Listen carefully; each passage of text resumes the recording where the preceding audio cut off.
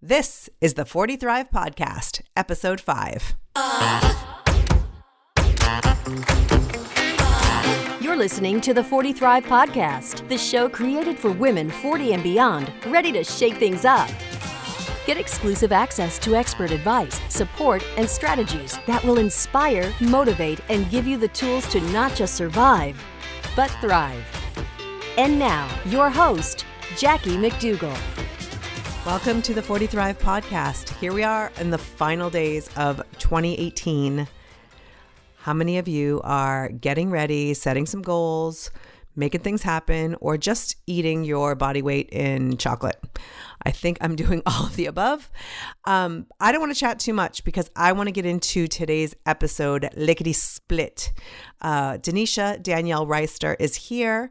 If you are in the 40 Thrive community already on Facebook, you know Danisha as the incredible financial expert that she is. She went from government assistance, single mom, really struggling, laid off, not knowing what she was going to do with her life, to this commercial real estate mogul, owning apartment buildings and becoming this financial whiz and sharing her gifts with our community. And I could not be more grateful for her expertise and her experience and her ability to just tell it like it is. One thing I love about Danisha is that she gives the rest of us hope, because she shows us if she can do it, we all can do it. So if you're going into 2019 and you're thinking I'm broke or I'm in debt or my credit score is not looking so good or whatever number of things that are holding you back, Danisha is here to provide her value and helping you kind of dig out of that hole and spend the next few days of 2018 preparing for the year ahead. In fact, while all the other people out there are hanging out and watching movies or spending time in front of the TV on Netflix, you could spend a few hours between now and the first of the year doing some of these things that she's going to tell us, and it will be a game changer for 2019. You will be starting the year on such a positive note, feeling in control and ready to take on the new year. And so without further ado, Danisha, welcome to the 40 Thrive Podcast. Thanks for having me, Jackie. Always, always. So the community is very familiar with your work, with your background. We have done workshops together. You have spoken at the 40 Thrive event in 2018. But I don't know that they are fully aware of the brilliance that is Danisha. So we're going to give them some today. All right. Okay, good. We are now so close to 2019. It is like beating down our door. And I think a lot of people are feeling kind of anxious or unsure, worrying about like some of those habits that they've had in 2018, how they're just going to continue in 2019 and nothing's really going to change. Mm-hmm. And so you have some tips for people to really look at this week as an opportunity and to set yourself up for success now so that 2019 looks better. Absolutely. And this is that week of the year that's kind of like the limbo week, right? Where you're working, but you're still in between the holidays and the new year.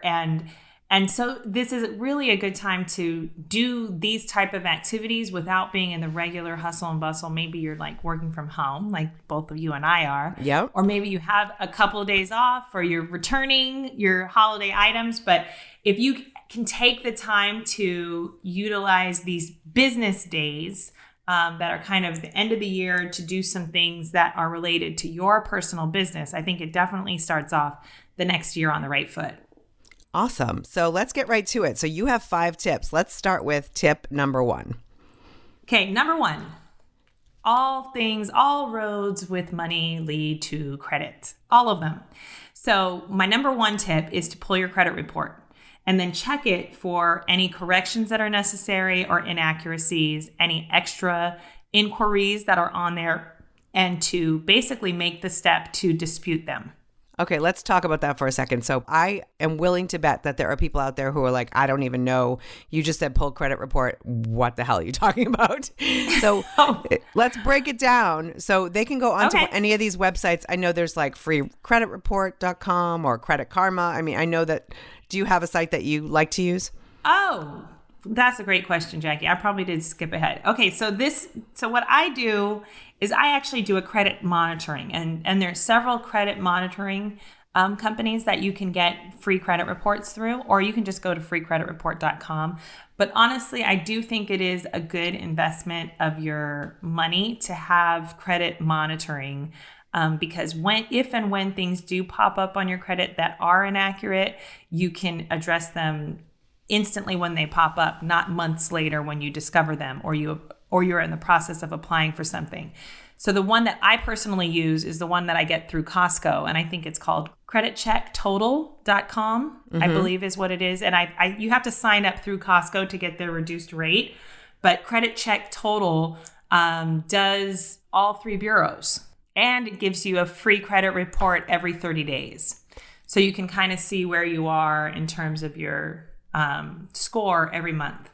But if you haven't done that, I think the first place to start is just getting your credit report and making sure that you get all 3 bureaus. Right. Because they're not all created equal. I've noticed that, you may have a credit score or something that shows up as questionable on one report, but not necessarily all 3 of them. Right. Not all creditors report to all credit bureaus, and not all creditors pull credit reports from all 3 bureaus. So I think it's important for you to know what's on each report with each bureau. Okay, cool.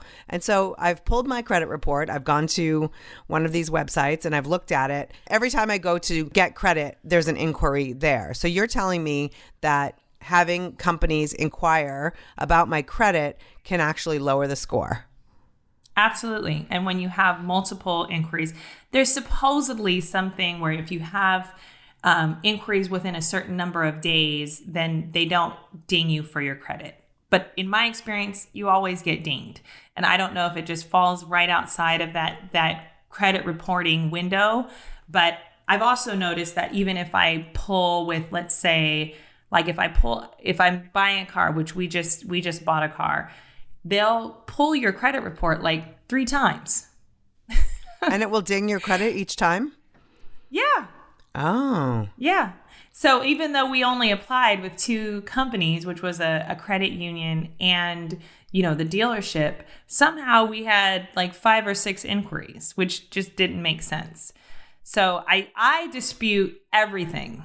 Like I dispute everything because number one, the creditor has to reply to that within 30 days or else it automatically will drop from your credit report. And some of them don't take the time to do it. Some of them don't have the proof that you authorized it. And so sometimes they just drop off anyway. I see. So I remember I would get my 3 credit reports. And then if you wanted to dispute anything, you had to go to each individual creditor or credit bureau, right, and dispute them individually. Now they have websites where you can just go on right away and dispute on all 3 of them. It's so easy that it's crazy. The fact that anybody doesn't do it to check their credit and to dispute things is nuts because you're wondering, you're looking at the score and you're like, why is this not so great? Well, it's in black and white right there. And so you can go and dispute. So you're talking about disputing any of these dings that you get from inquiries. Right. But what if you see a charge or a late, your old Macy's credit card that maybe you had 4 years ago or whatever, and you see a 30-day late on there and you have no recollection of it, you can also dispute that charge. Oh, yeah. I mean, we could have a whole hour about this because what I would say is that's another benefit of a credit like monitoring system is that you can literally click check mark exactly what you want to dispute and press submit and it's done. And they have to get back to you. You get an email within 30 days about the results. So that's another benefit there. But when you do have something that is like a negative reporting, which should absolutely get your utmost attention, there's a lot of things you can do. Like if it's an old Macy's card, I would call Macy's and say, hey, I've been a client and customer of yours for X amount of years. You have a late reporting that's affecting my credit. I'd like it to be deleted as a one-time courtesy. That's like my favorite little. Right. I say it all the time. Like if there's a late fee or if there's, a deletion that I'm requesting, I'm like, just as a one-time courtesy out of X amount of months, I've always paid on time, but somehow something must have happened with when I changed banks or whatever was going on at that time that my payment was a little bit late. Would you be able to delete this as a one-time courtesy? And oftentimes they will. Sometimes you need to escalate it. Sometimes you can say, do you have proof that I paid this late? Because I don't have proof that I paid it late. So they have to present that in order to report it on your credit.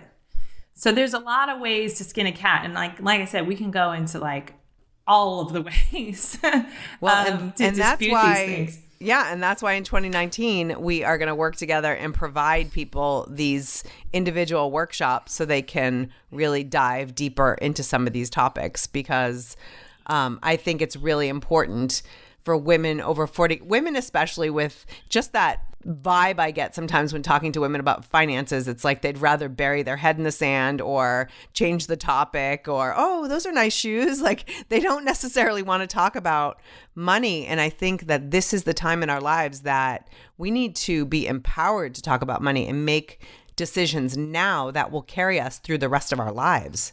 Right. Well, after 40, you really just don't have the excuses that you have in your 20s and your 30s, because after 40, the value of credit. Mm-hmm. Either it's really worked for you or it's really worked against you. And you can bury your head in the sand, or you can say, you know what, let me just take control of this and use these tools that other people are using to put themselves in a better financial position. Because right. You cannot do it, but it's only hurting yourself. That's the way I look at it. Right. And I think some people look at their credit score as, well, whether they can buy a house or not, or they can get some big purchase that they want. But in actuality, you're going to pay more for that house in interest rate if your credit score isn't great. You're going to pay hundreds more, thousands more, possibly hundreds of thousands more. Like you are absolutely paying a lot more on everything with credit, your car, your credit cards. Sometimes even like a security deposit on your utilities, like mortgage payments, every single thing you are literally paying more for because of your credit score. And if your credit score is not above 740, then it should absolutely be your goal that it is. And we're going to talk about those 2019 goals. Yes. That you're always setting, that I love, because you've got me on the right track. So we've pulled our credit report. We've looked at the inquiries. We've looked at the charges. Now, can you only dispute the charges if they're actually incorrect? Or can you dispute the charges if you're like, they have 30 days to respond to it. There's a good chance that they'll actually pull this off my credit. Even though I know I was late, I should try it anyway? I dispute everything. So whatever is going to come off is going to come off. And then whatever I need to kind of call and talk to the creditor about directly, then I can do it that way in 30 days. I personally dispute everything. I'm pretty sure most, credit repair experts would tell you the same thing. Well, there's no harm in it. It's not like you're going to go to credit jail if they find out, well, you knew you were late on that. So we were talking offline before we started recording about when you don't pay and it goes to the creditor or the credit bureau and it's marked as a 30-day late. What is your advice? Any creditor that calls you to collect a payment and they're saying you owe this or we're going to send you to collections, your first question is has this been reported on my credit? If you have a credit monitoring system, you'll know that it has or it hasn't. If it has not been reported on your credit, then work out a payment plan system. Do something that works it out so it never appears on your credit. If it does appear on your credit, you have to, at that point, really, really press hard about if they want to collect payment, they are going to have to remove it from your credit. Because whether or not you pay it, if they put it on your credit, if they don't remove it, you have no reason to pay a bill that's going to be negatively reported on your credit. Interesting. So because the damage is already there. So you're just paying the bill and they're still getting the damage to your credit report. So I tell them all the time, if you want my money, you're going to have to delete this from my credit report. And so I mean, like I said, I've had bad credit at least 3 separate times in my life, which is not something I'm proud of, but it was like a difficult learning system because I didn't really have good financial habits coming into adulthood. And so then I learned and I've fixed it myself. And so what I would say is absolutely do not pay it, because collection agencies get paid based upon how much money they collect from you, unless they are willing to delete it from your credit. And so you can ask that, and a percentage of the time they will actually agree to delete it from your credit. Yeah, it may take a couple phone calls. It may require escalating it to a supervisor. But if it's especially like a $20, something like that, I'm not paying that. Why would I pay that? If it's you've already reduced, a collection can reduce your credit score 50 points. Wow. Regardless of the amount. That's unbelievable. So what if it says, is there a big difference between, like, say it says a 30-day or a 90-day? Do they take your score down in increments depending on how late you are? Oh, yeah. A 90-day would be the worst. A charge off, those type of things really, really affect things. But if all of that stuff can be deleted, no matter how bad it is. So if they really want the money, which it may not be worth the time for them to do a deletion letter for you, I just stand my ground until I get it. That's great. And then you will give them the money. But if you pay it, you have absolutely no leverage. They'll never remove it because they already got the money. Right. And then you would just have to go back to the first step where you see it on your credit report and then you dispute it there. But yeah, it's better to have the actual creditor delete it than to have to go through that process. Right. And so then this is the other side note about medical bills.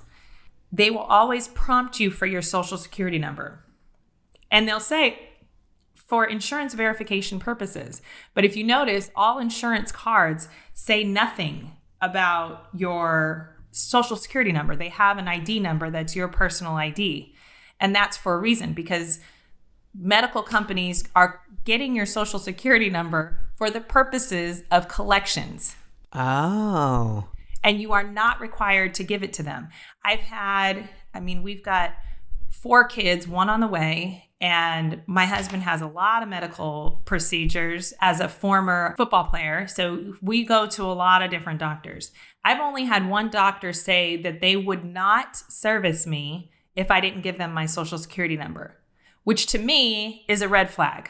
Definitely. Because this is somebody who's absolutely goes quickly to collections, and that's not a place I want to be. But if they never have your social security number, guess what? They cannot send you to collections. Oh, that's fascinating. That is I have never heard anything like that tip right there. That's amazing. Wow. So we've just to recap. So we've pulled our credit report. We've disputed inquiries. We've disputed late charges. We've made sure that anything that we maybe owe in collections, that they give us a deletion letter so that way it won't impact our credit. Is that pretty much what we should be doing this week as far as credit? Absolutely. Absolute great start to the new year. Is just to even know where it is, and then obviously make sure that 740, if you're not already there, is your goal. Awesome. I'm going to put 740 on my vision board, Danisha, because yes. Like other women in the 40 Thrive community, I was at your workshop and it was amazing. And so we're going to have another one of those coming up too. So people need to start emailing hello@40thrive to get on your wait list for any of your 40 Thrive workshops. So I'm excited about that. Thank you. So let's move on to the next tip. Tip number 2. Okay, so tip number 2 is really for homeowners. And I strongly, strongly recommend this. So in order to understand what your mortgage payment is, you kind of have to understand what an amortization schedule is. And your amortization schedule basically has over a 30-year term, whatever your term is, how much of your payment goes to interest and how much of your payment goes to principal in order to get to that payoff date 30 years from now. So every year when you're paying the initial part of your mortgage term, you are paying more interest than you are principal. And it takes a long time to get down to that principal. So that is how the banks are making their money off of servicing your loan. So one way to kind of get a jump start on it, and if you've read your loan docs, if you look at an amortization schedule, it's going to tell you how much money you're going to pay in interest. Mm-hmm. And that is basically determined by the time that you're carrying this mortgage. So one way to get a jump on that and to really pay off your home quicker and reduce your debt a lot faster is to make, what I recommend is basically making 13 mortgage payments per year. If right now you can afford a 13th mortgage payment, pay it. It will absolutely benefit you infinitely more in the long run because whatever extra payments you make get applied directly to your principal. So the interest from that point on is reduced. And there's a lot of calculators that you can use online that will show you how this works. But one thing, if you can't afford to do that, what I would do is change your payment schedule for next year. And instead of paying your mortgage payment once per month, I would pay it every 2 weeks, half of your mortgage payment every 2 weeks. And since we have 52 weeks in a year, we would be making 26 payments, which would actually work out to be 13 mortgage payments. Ah, because there's some of the months, obviously, with a fifth week that you'd be making those payments. Correct. That's great. And so, I mean, you're saving at the end of it. So you have a $500,000 mortgage, you're saving thousands of dollars by making this 13th payment per year. Yes. Hundreds of thousands, depending on how much your mortgage is. Right. That's fantastic. Tens of thousands for sure. Yes. Strongly recommend it. And if people can't necessarily do that, they can at least take their mortgage payment and then divide that by 12 and then add that additional amount to their mortgage payment each month, correct? So that way at the end of the year, it's actually like making 13 payments. Right. That's great. That's a great tip. Thank you. So let's move on to tip number 3. Okay, so tip number 3 is basically getting new insurance quotes for all of the insurance that you carry. A lot of people are, if you're employed and you get health insurance through your employer, it's not going to apply to you, but you may have several options that you can take a look at through your employer and see if maybe this is usually that time frame where you can re-enroll or change something. But I would definitely take a look at where you are right now and if there's an improvement that can be made in some way or another. And a lot of people have those, those health reimbursement accounts that expire at the end of the year. So if you need some doctor appointments, you can go run and do that. Assuming you can still get an appointment. Right. But even if you can't, you should definitely know what your options are. In addition to that, property insurance, auto insurance, all of, any other insurance that you are carrying likely will have gone up in your deductible. They add, well, not your deductible, your premium. So they just basically add to your premium because it makes it more profitable for them as insurance carriers. Regardless of whether or not you've had a claim, regardless of whether or not you've had an increased risk, sometimes they will just increase it just to make it more profitable. And what I do is I make insurance companies compete for my business by getting quotes from other insurance companies. It takes a little bit of time, but every single time that I've done it, I've found some sort of savings somewhere along the way. And then one year I saved thousands of dollars by switching all of my insurance over. So I really recommend it, especially if you've ever had with auto insurance, if it increased because of tickets or if it increased because of an accident potentially at some point, I would definitely make the insurance companies compete for my business and make sure I'm paying the least amount I can for the same coverage depending upon the company. Right. So you're not always jumping ship when you find a lower price. You sometimes take that price to your current insurance company? Oh, yeah. And see if they can match it. And a lot of times they do. Wow. I don't know exactly how all the insurance works, but I'm assuming some of that increase might be the insurance agent's commission. Oh, interesting, because they'd rather make something than nothing. Correct. And they don't want to lose all your business. Right. Especially if you're a claim-free, quote unquote, client. Because if you're claim-free, you're extremely valuable. Right. I am fascinated by, and I know that you're not the insurance expert necessarily, but I'm fascinated by the attitude, including my own, that, I mean, I probably pay more for my insurance because I'm worried, well, these other ones that you save your money, you know, is the insurance not as good? Am I going to be running around for 6 months trying to get payment? So maybe I should just pay a little more to make sure that I have the customer service and, you know, a reputable insurance company. But you're saying that it's that what you pay isn't necessarily what you get. You know what? I wouldn't necessarily say that, because I'm the same way. I do prefer to be with somebody who's a larger carrier. But at the same time, I don't really file a lot of claims on my insurance. So that's something that in my mind, you know, I don't really have a lot of claims. So I know I'm pretty valuable. I have very high coverages. I pay a lot of money. And if I'm going to pay more to be with one of those bigger carriers, I want to know exactly how much more I'm paying. Right. You know, if, for instance, like car insurance, there's I had car insurance for some years with Wawanesa, which you may have never heard of. Mm-mm.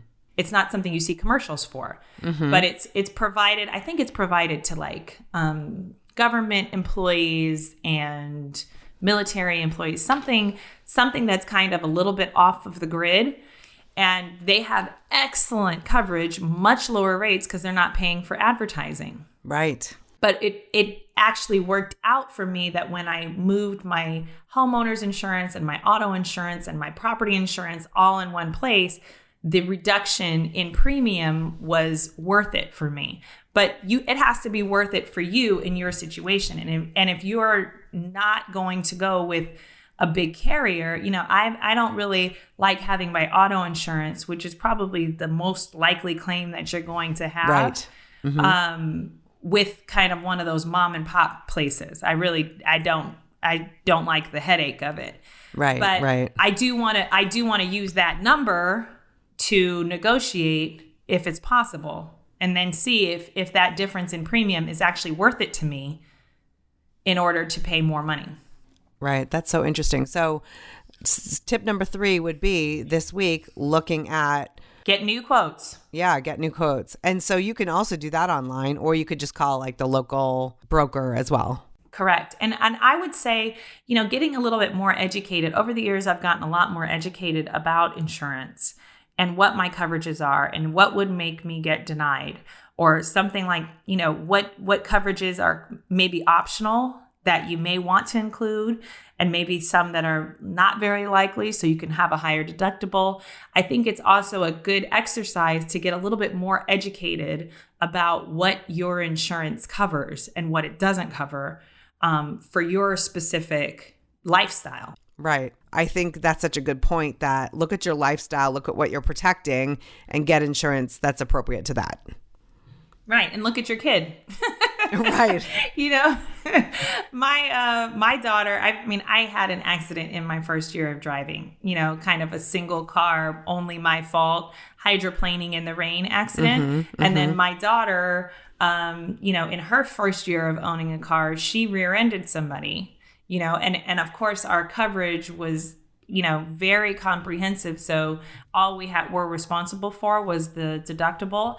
But I think it's wise to have a certain amount of coverage that makes sense, but also understand how much more you're paying. Because if somebody really walks you through that, I think it will make you make more informed and educated decisions about it. Right, right.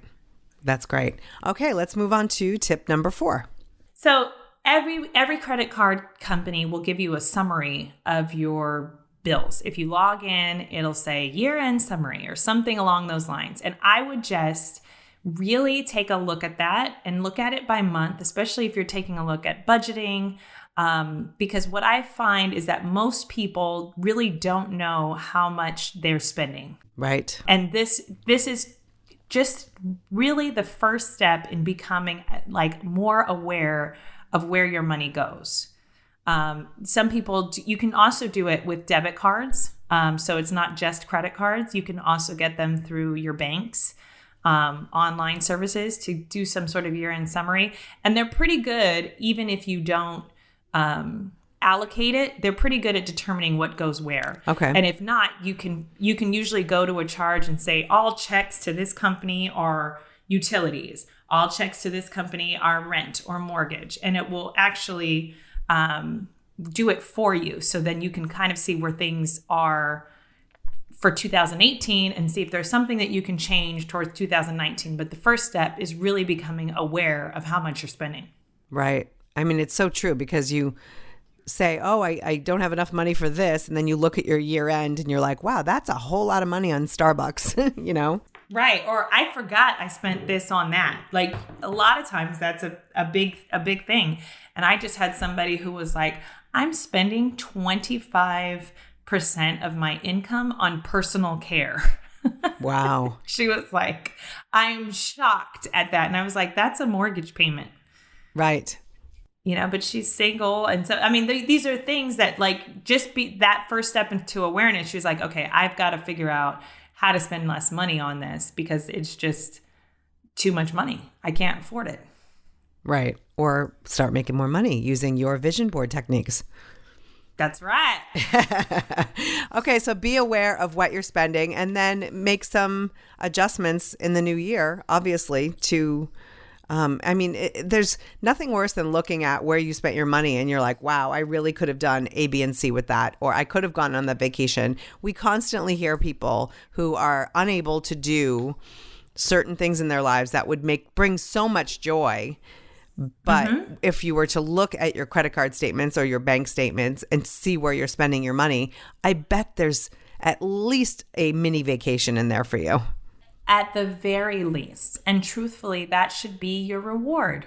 You know, the whole point, I mean, my final tip is you already know what it's going to be, Jackie. I would not be me if I did not say you should absolutely be setting goals, doing even a small vision board, something that you know, are moving towards where your attention can be directed, your energy can be directed, your actions can be directed in order to getting you to a better place than you are right now, you know, in 12 months from now. So I would absolutely recommend, you know, making goals about not just that vacation, but your credit score. You know, a lot of times people will ask me, you know, how do I know when I'm ready to buy an investment property or when I'm ready to buy a house? And I'm like, when you decide to do it, you will do it. Right. And that's what it takes is your decision to do it will make you get there. And I think that this is that week that, I mean, I've always done my vision board during this week. But you can really do it at any time. And as you know, I'm like very about it being fluid. So I think that right now, if you're taking a look at these things, your brain is automatically going to find ways to set goals. And then if you can put those goals in writing and put them up in some way, then you will be reminded. And in many ways, your 2019 will be different. Absolutely. And I love that. And I've already started to do that. You mentioned in our vision board workshop earlier this month, a planner that you use. I will link to that planner in the show notes. People can buy it. But I have received the planner and I'm ready to start putting things up there. And it's funny because I started with this whole like get out of debt in my head that would go on the board. And then I realized no, because all I'm seeing is the word debt. Right. So I flipped it. So it's like now it shows, or it will show, the credit score and the financial freedom side of it. So I'm looking at what happens with it once I've moved into that positive direction. But I think that's one of the problems that we're constantly saying out loud, the things that we don't want instead of the things that we do want. So one way, I mean, this is like vision board class, but one way to do that in a positive way is to take those credit card, like take a snippet out of your credit card statement and change that balance to zero. Change your mortgage statement balance to zero. Oh, I love that. Or paid off, like in big red letters, paid off, Right. Which those type of things, when you see it, you will be shocked. Like you will see it and you're like, holy mackerel, which, I would not say. But you will see it and then you'll say, I really did pay that off. Right. And you won't, you will have set that in motion right now. Right. And I think some people listening might be like, oh, vision boards, woo woo or whatever. But setting that intention and having that in front of you, it gives you this, like, as you say, a zing, like a belief in, I can do that. There was a time I was $33,000 in debt and I set a plan in motion. And I think it was within 24 months, I had us completely out of debt. We had no credit cards. We had nothing. And it was the best feeling ever. It is completely doable no matter where people are to be where they want to be. It's just going to take different amounts of time depending on where you are. Absolutely. And there's getting out of the negative place, but then there's also getting to the abundant place. So it's like, this will be a fluid process where you're like, okay, I remember when I was like, I just want a 4-unit or I just want to buy a house.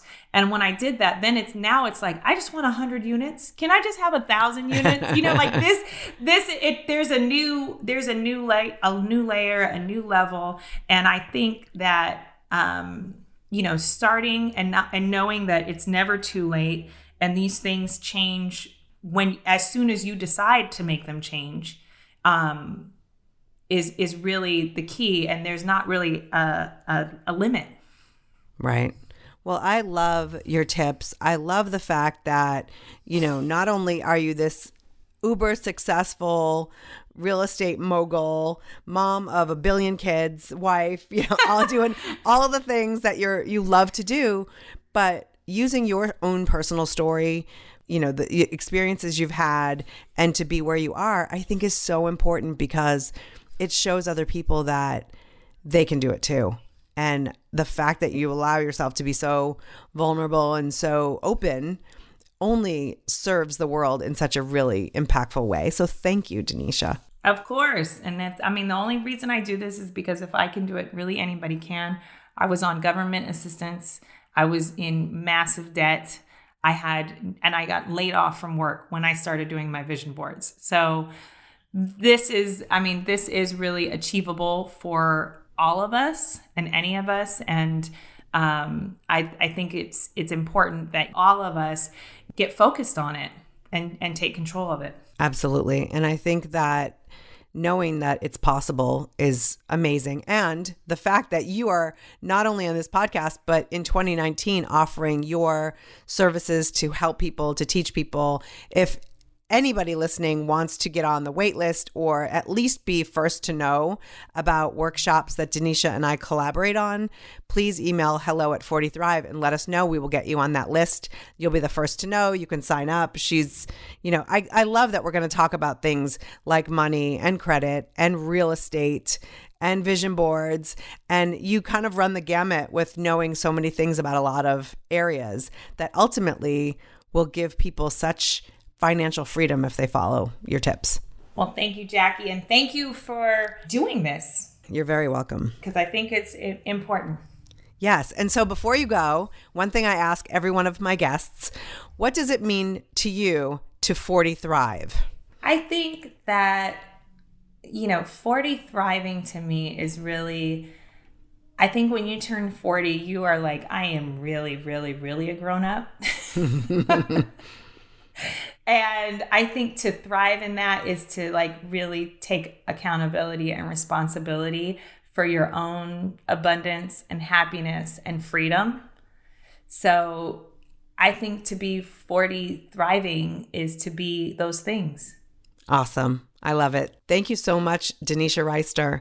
If you are anything like me, you've been taking notes this whole time and you are ready to get started. Even if you went back and did one of the tips that Danisha has shared with us today, you will be in a much better position than you were before this episode. I'm really grateful that she came on and shared her experience and her expertise with us.